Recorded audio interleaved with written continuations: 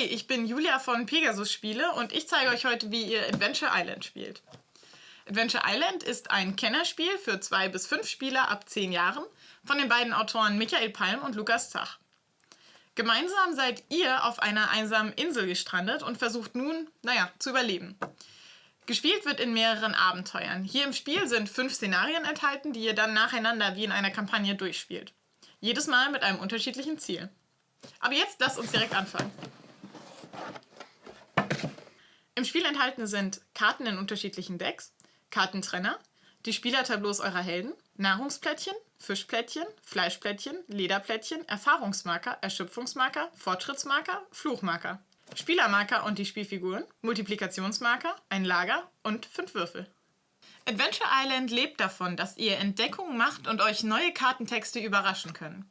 Lest euch daher nicht die Kartentexte durch und auch jetzt beim Vorbereiten versucht die Karten so vorzubereiten, dass ihr deren Informationen nicht direkt seht. Aber dann lasst uns jetzt mal loslegen. Für das erste Abenteuer braucht ihr die Karten 101 bis 104. Das steht hier immer auf dieser Übersichtskarte drauf. Es kann nämlich sein, dass ihr für andere Abenteuer andere Karten braucht. Lest euch deswegen die Übersichtskarte immer vor jedem Abenteuer genau durch.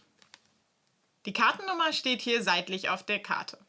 Daneben steht auch ein kurzer, inhaltlich passender Text, der die richtige Stimmung vermittelt. Lest ihn immer gerne mit, wenn ihr eine neue Karte aufdeckt. Wenn ihr die 4 Karten habt, dann legt sie in der Tischmitte aus. Jetzt mischt ihr die Treibgut- und die Ortskarten. Die Treibgutkarten kommen neben die Nummer 101, den Strand. Die Ortskarten werden gemischt und in einem separaten Stapel neben die 104 Umgebung erkunden gelegt. Legt jetzt auch 10 Nahrungsplättchen, also die mit dem Kochtopf, auf die Karte Nahrung suchen. Das ist die 102. Als nächstes kommen die Unheilkarten. Von diesen Karten muss jeder Spieler am Ende der Runde eine Karte ziehen. Die Menge der Unheilkarten variiert je nach Mitspielern. Sie bringen aber selten was Gutes mit sich. Entweder gehen sie gegen euren Charakter und vermindern hier Fähigkeiten oder gegen euren Fortschritt oder euer Lager, gegen diese gesammelten Gegenstände oder ähnliches. Die Unheilkarten werden auch gemischt und neben das Spielfeld gelegt. Die restlichen Karten kommen wieder in die Schachtel zurück und zwar hier hinter den Trenner Aktuelles Abenteuer. Das sind im Falle vom ersten Abenteuer alle 100er Karten. Legt jetzt noch zuletzt das Lager neben dem Spielfeldrand bereit und auch alle Plättchen und Marker zur Verfügung. Jetzt könnt ihr aus den verschiedenen Charakteren den entsprechenden für euer Abenteuer auswählen. Dafür sind diese Tableaus hier da. Jeder Charakter hat einen eigenen Namen, ein bestimmtes Bild sowie eine persönliche Hintergrundgeschichte auf der linken Seite des Tableaus.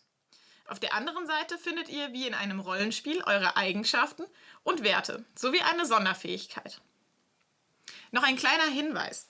Der Charakter Govanda Jaipur kann im ersten Abenteuer leider noch nicht gespielt werden. Adventure Island ist ein kooperatives Spiel, bei dem ihr euch absprechen und gemeinsam entscheiden sollt.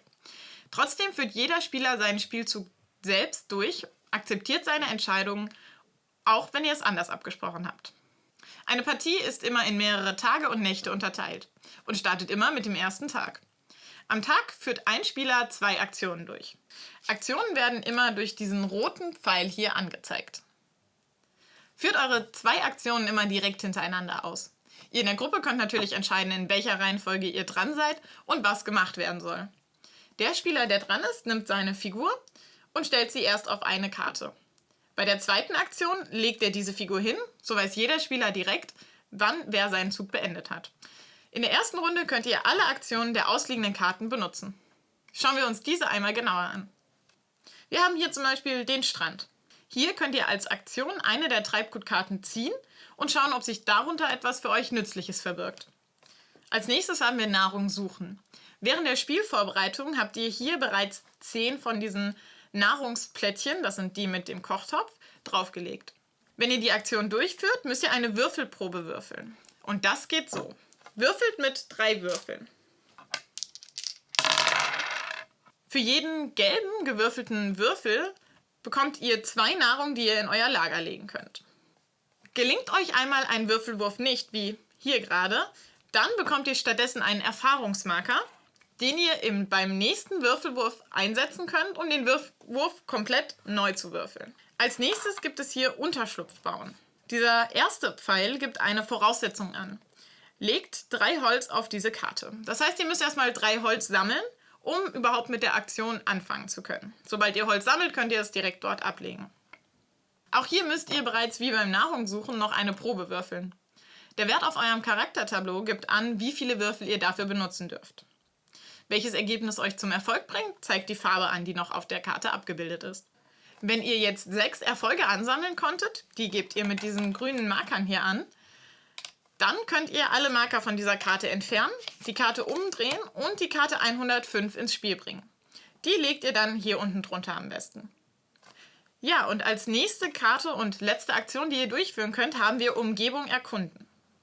Als Aktion zieht ihr bei Umgebung erkunden eine Ortskarte und deckt diese offen aus.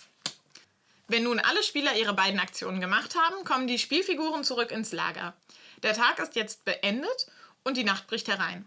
Zu Beginn der Nacht muss jeder Spieler erst einmal mit Nahrung versorgt werden.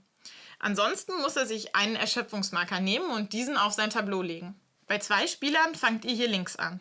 Bei 3 Spielern kommt der erste Marker hierher. Bei 4 oder mehr Spielern müsst ihr ihn direkt zu dem höchsten Wert legen. Jetzt ist der Wert um 1 verringert. Wenn ihr einen Erschöpfungsmarker bekommt und diesen nicht mehr an euer Tableau anlegen könnt, weil schon alle Plätze besetzt sind, dann verliert ihr gemeinsam als Team das Spiel. Sobald aber nun alle Spieler mit Nahrung versorgt wurden oder ihren Erschöpfungsmarker angelegt haben, kommen die Unheilskarten ins Spiel. Hiervon zieht ein Spieler, hier dürft ihr auch wieder frei die Reihenfolge bestimmen, eine Karte und handelt diese erst komplett ab. Erst dann darf der nächste Spieler seine Karte ziehen und sein Unheil abhandeln. Jeder Spieler muss in der Nacht eine Unheilskarte ziehen und diese durchführen. Jetzt habt ihr noch die Möglichkeit, gefundene Gegenstände miteinander zu tauschen. Dann geht der Tag direkt weiter. Und genauso wie eben schon gesagt, jeder Spieler hat 2 Aktionen, die er direkt hintereinander durchführen muss.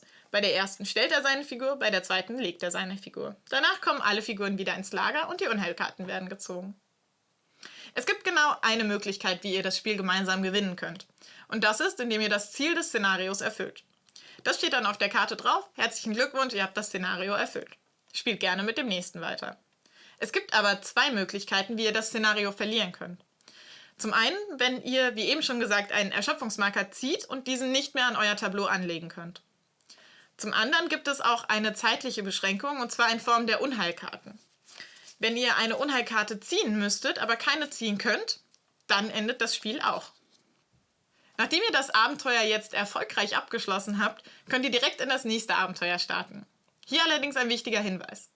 Obwohl Adventure Island ein Kampagnenspiel ist, müsst ihr jedes Abenteuer von 0 beginnen. Ihr müsst also gefundene Orte und Gegenstände erneut finden. Es gibt auf der Rückseite der Regeln eine Meilensteinliste. Wenn ihr hier verschiedene Erfolge freischaltet, könnt ihr euch dauerhafte Boni sichern. Ja, das war unsere Erklärung zu Adventure Island. Wenn euch das Video gefallen hat, dann gebt uns unten einen Daumen hoch und kommentiert, wenn ihr weitere Fragen habt, oder schreibt uns über die Social Media Kanäle. Wir wünschen euch jetzt noch viel Spaß beim Spielen. Pegasus Spiele. Wir machen Spaß. www.pegasus.de